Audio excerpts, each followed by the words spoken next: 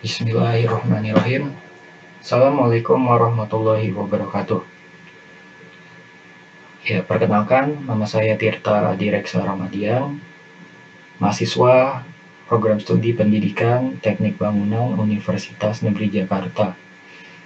Ya, kali ini saya akan membahas atau membicarakan mengenai sintaks model pembelajaran yang merupakan tugas dari mata kuliah Strategi dan Media Pembelajaran yang diampu oleh Bapak Dr. Rian Arthur, MPD. Nah, kali ini bahasan saya itu berjudul Sintaks Strategi Pembelajaran Contextual Learning pada materi pokok perkembangan teknologi dan isu-isu global. Nah, kali ini objeknya itu adalah salah satu materi pokok dari sekolah menengah kejuruan.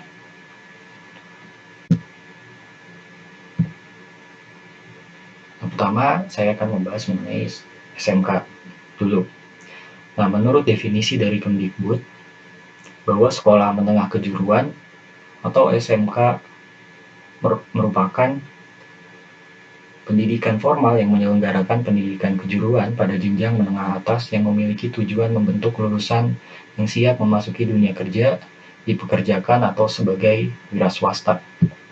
Nah, biasanya juga disebut DUDI ya, dunia usaha, dunia industri.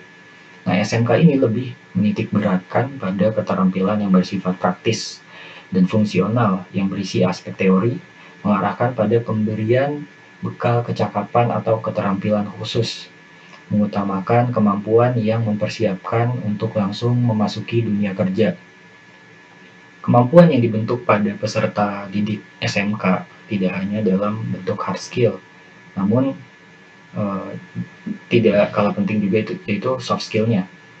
Nah, menurut Neff dan Citrin tahun 99, rasio kebutuhan soft skill dan hard skill di dunia kerja atau usaha yang akan membawa atau mempertahankan seseorang di dalam sebuah kesuksesan di lapangan kerja itu 80% ditentukan oleh mindset atau soft skill ya yang dimilikinya, dan 20%-nya itu ditentukan oleh technical skills atau hard skills. Nah, di sini terlihat nih bahwa soft skill itu memang sangat penting.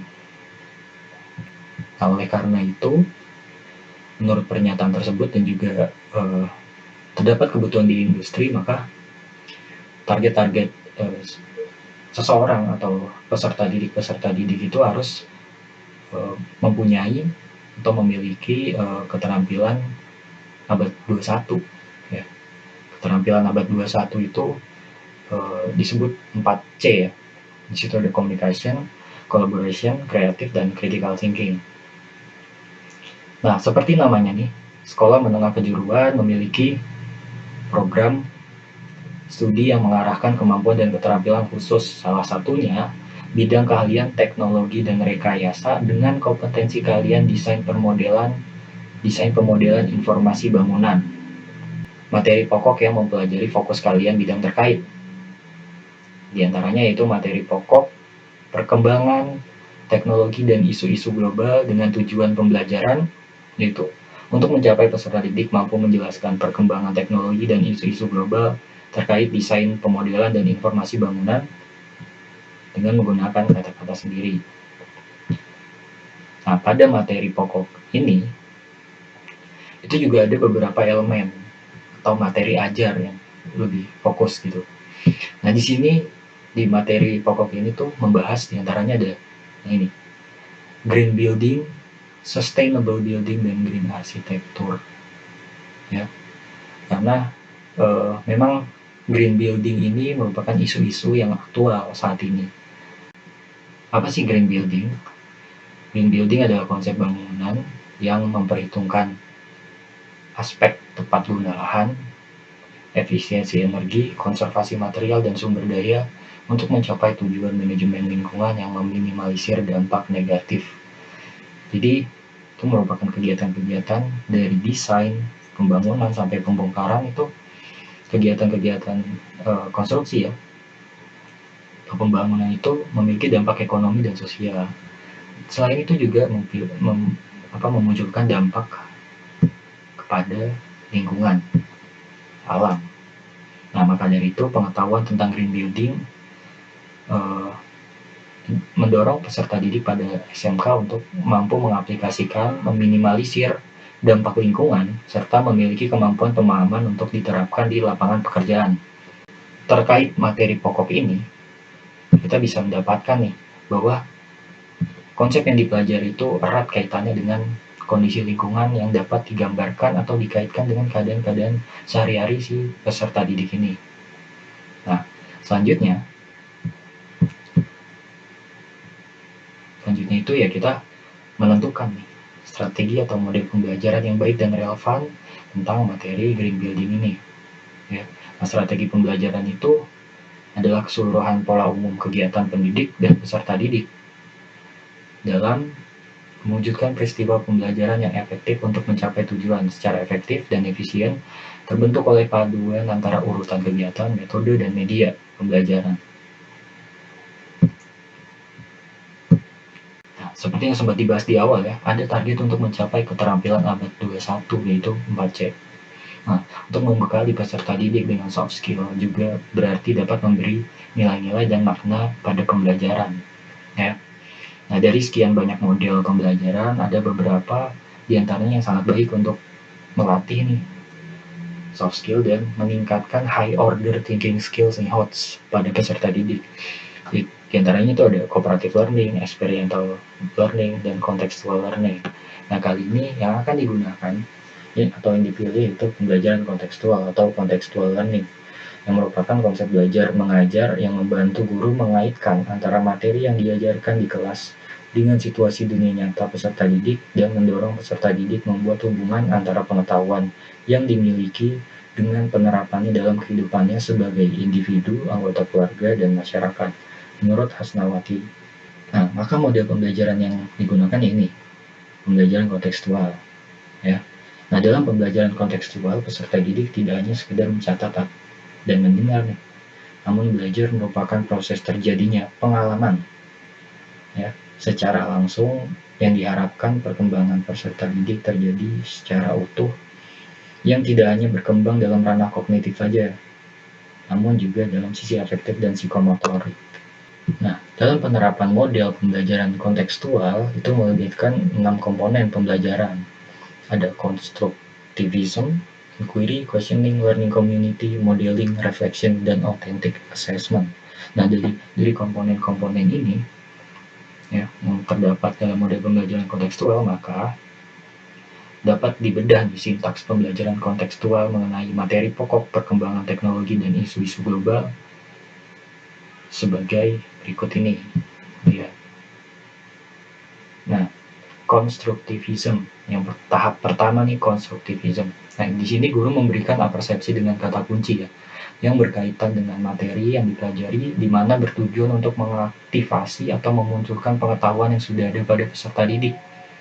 Nah, di sini jadi guru tidak banyak menjelaskan, ya, tapi hanya memberikan stimulus-stimulus atau kata kunci untuk memunculkan pengetahuan yang sudah ada terkait pada materi yang sedang dibahas.